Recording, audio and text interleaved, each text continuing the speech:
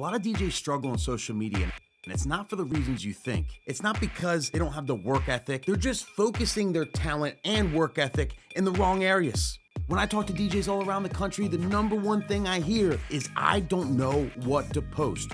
Where do I start? What do I make content about? Because the days of posting just generic DJ content are over. I mean, the market's saturated. How do you stand out in 2026 as a DJ?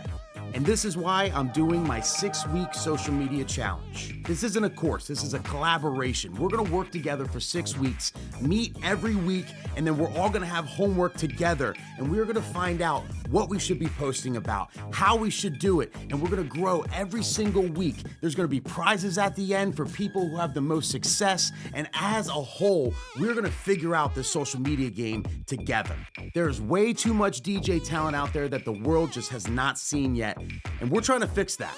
So sign up below and let's change the game, people.